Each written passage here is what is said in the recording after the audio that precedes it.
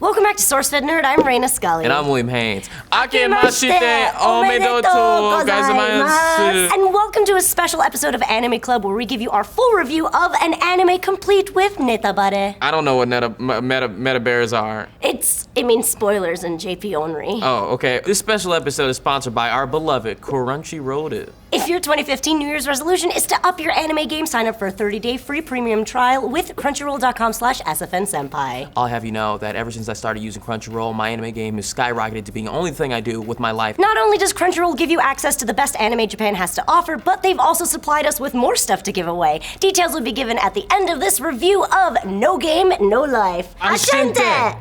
That means the game is gonna start and yeah.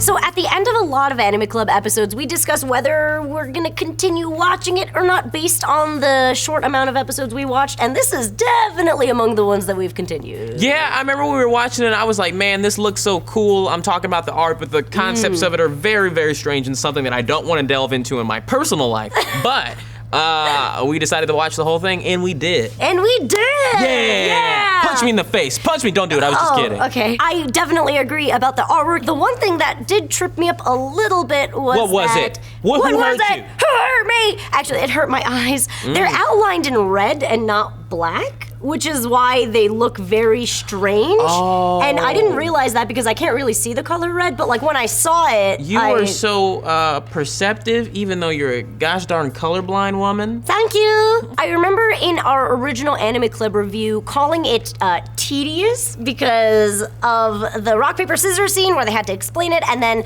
Stephanie Dola was confused and struggling with herself. Stephanie Dola. We're gonna go into it later. They always call her Stephanie Dola. Well, they call her Steph. He goes like, "Could I call you Steph?" And she's like, "Okay." Steffa. But they always say Stephanie Dola. Yeah, they like to full name her. After rewatching it again in its entirety, I think it is not tedious. I still think it's a little exhausting. There's a lot of text to read. There's a lot of explanations. There's a lot of logic that needs to be explained and reasoned. You're with. wrong. I like it. I know. No, I like it too. I agree. I think it's because I'm a lifelong Sherlock Holmes fan, Yeah. and that entire series it's him, it's Watson explaining everything that Sherlock is doing, and it's kind of like that. Yeah, Sora is basically the Sherlock of Holmes. anime, except for that anime that's about Sherlock Holmes. It's not like I didn't enjoy it, and I totally understand that it is its style to be fast and informative and to make sure that you are definitely on their level. What I found really interesting was that, you know how Stephanie Dola is kind of the dumb character? She's not, though. I know.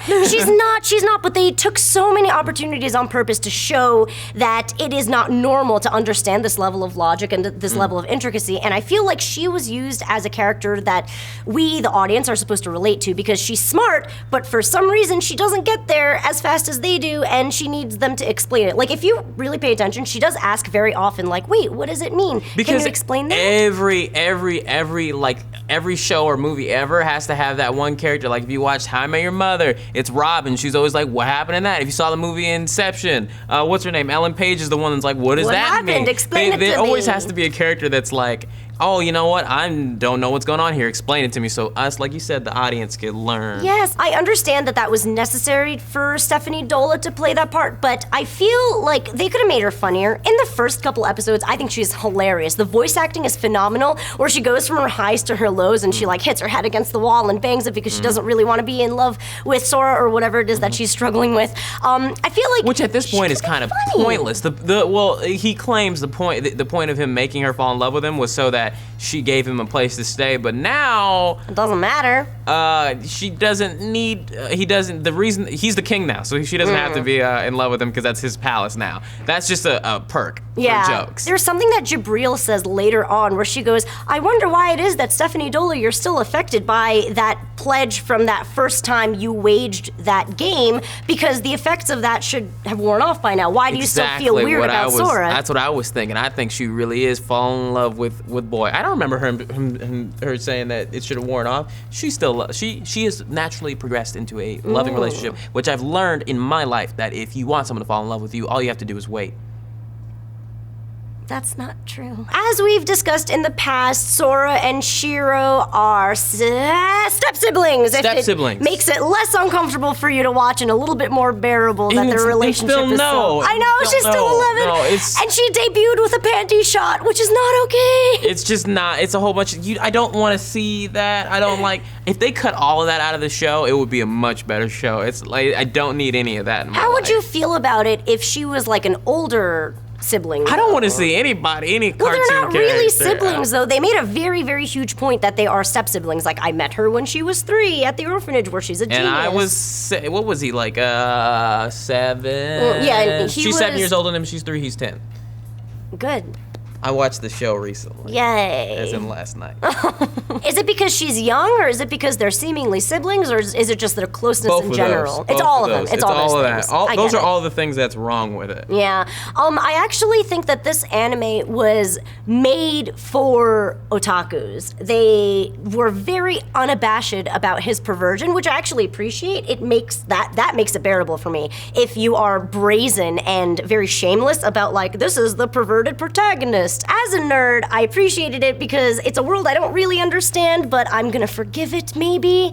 I don't know. It does play a really weird... It's definitely on a weird line. It's definitely... I just try to ignore it and say that that's what someone in a different culture does, and I'm just gonna be like, whatever. I also think this show was made for otakus because the main protagonists definitely have some type of social disorder where they're afraid of being outside with a lot of other people. It's they can't supposed be to be separated. relatable, yeah. Yeah, and they are specifically hikikomori, which means recluse hermit in Japanese. Like, you're just a recluse and you don't like... Kikomori. Hikikomori. Ooh, Kikomori. Yeah, that's basically... The Kaze no Kami-sama used to be a Kikomori, and now... And now you are not. Now you're a god? Now I'm the Kaze Kami. Oh, you've become wind and now god. I'm the wind god. They're also described to be NEETs, which is actually an acronym for Not in Education, Employment, or Training. Not in Education, employment, or training. As in, they're losers. Oh. They're social recluses. But they're very hyper intelligent individuals. They don't need schooling. Yeah, but they need social skills in order to be functional human beings, but they don't have those social skills. They're just very, very, very, very intelligent and very good at video games and games in general. Games of logic in general. It's actually really sweet. The story of when Shiro and Sora first met, I thought was really endearing because he said something like, her first words to me were, wow, you really are empty, because his name means Sora. Sora means sky, but it also means to be empty because the sky is empty, which is not necessarily a bad thing. That reminds me of the first time I met you, and you said, you're very empty. Jibril is my absolute favorite character in this series. Oh yeah. Not only yeah. I is mean, she's like what is it called? She's like very fan servicey. Oh yes, but I love it. I don't care. But Give me more. she's the only person. Well, she's not the only person in the show. She's one of the few side characters that aren't Shiro and Sora that have any idea what's going on. She actually knows what's going on. She has all the information. She's kind of like that character in every show that doesn't know something, but the opposite. She's that character in every show that explains everything for us. So she's like the opposite of Stephanie Dola, Yes. maybe? She's the opposite because she's very powerful and she's very intelligent.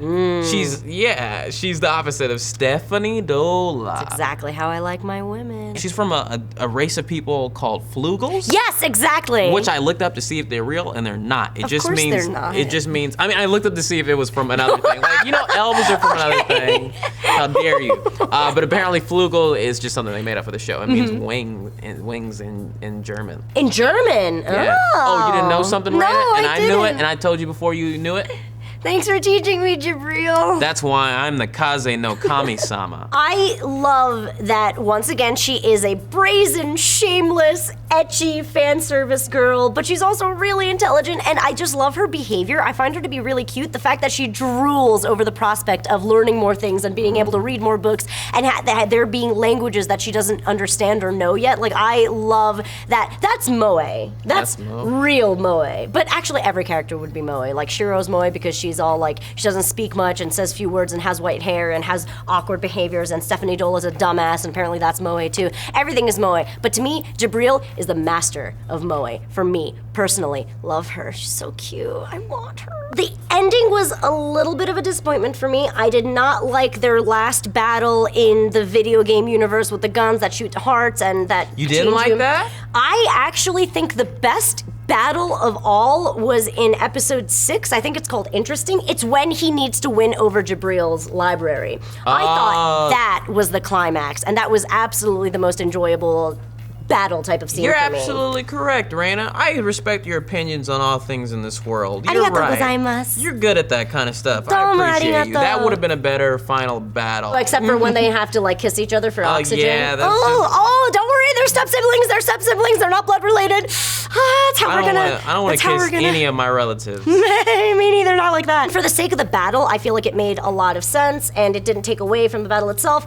And my favorite thing about it was in the end when Jabril goes, oh, you were testing the limits of the Shiratori game, which is the word game that they were playing. You were testing the limits by trying to bring in something from your realm that doesn't exist in my realm, which was the atomic bomb.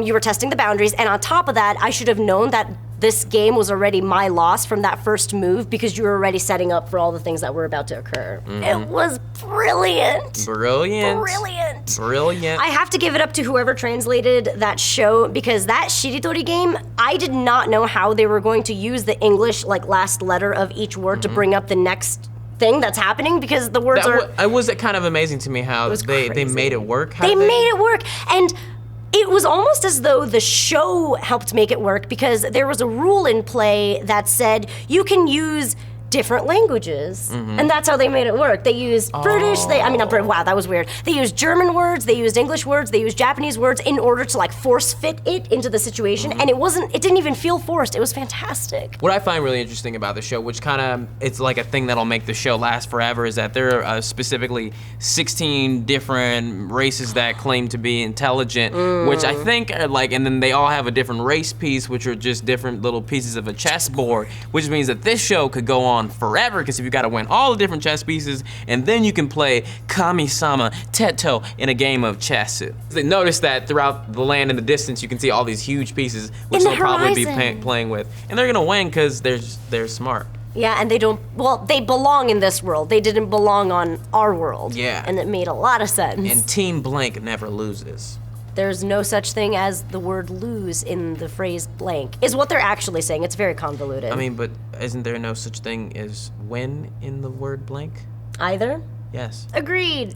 I feel like there is supposed to be a season 2. I wanted to see a season 2. It feels like they're supposed to be. Just like you said, they haven't even challenged Tet yet, and they've only gotten the Eastern Federation on their side now. They still have the elves to go through, which is so interesting to me. I think Feed. Yeah, the elf. Yeah. Her relationship with the elves are really interesting to me, and I really wanted to see how that plays out. And there's just so many more things that can happen. They've really only conquered the Eastern Federation so far. And that's not even all the war beasts. That's nothing at all. Yeah, that's nothing so far. There's so much more to explore, so there needs to be a season 2. I don't know how there could not be. I heard it got canceled. I read that too a little bit. I didn't read it got canceled, but I read that it's not doing it Yeah, that they're anymore. not gonna... And I'm not happy about that. No. You can always tell, or for me anyway, personally, I could always tell that I enjoyed an anime if I hear the opening theme song and I just want to watch the episode, and that kept happening to me, which is why I so desperately need a season 2. Make it happen. The one thing I genuinely disliked in this show was...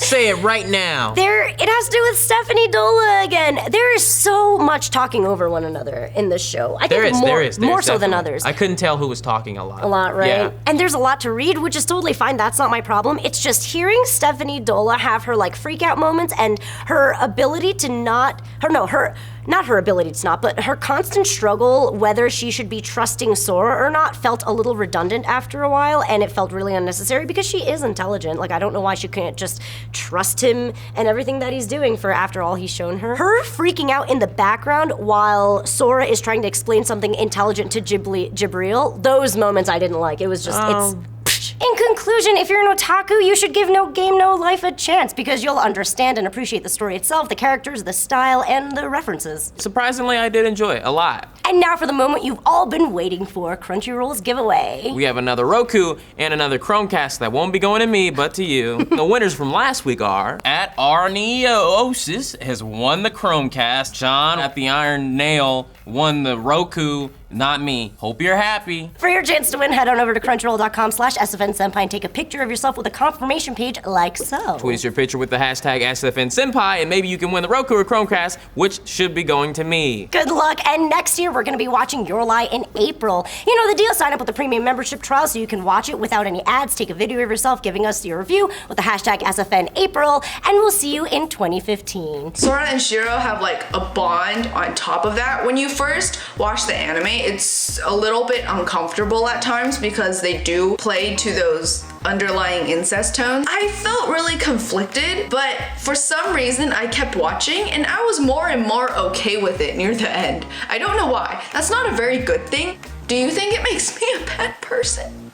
So many boobs. Just in every single episode they find some excuse or even no excuse to just have, someone flopping around in a skimpy outfit is just so blatant and so ridiculous and so constant that it really doesn't, even though, you're constantly looking at boobs and butts, it's really not exciting in that way. It's just sort of part of this background. It just sort of fades into, visual noise. They sort of have this moment in the first episode where they're explaining the real world in a way that I fully understand. There aren't rules for it, and Sora has this thing where he says, if you talk too much, you're weird. If you don't talk enough, you're weird. If you're too good at something, you're weird. If you're not good at something, you're too weird. And it's sort of like, and even if you're average, realistically, even if you're just average at everything,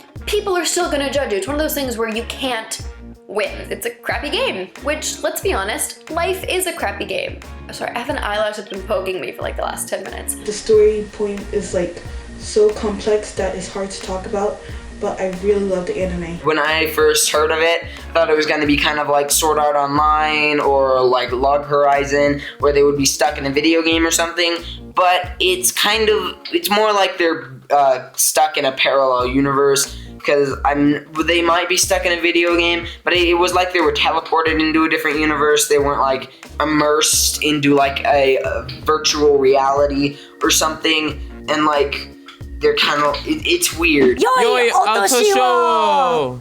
Oh, good job. Yoi otoshi wo. Kaze no kami-sama. Right.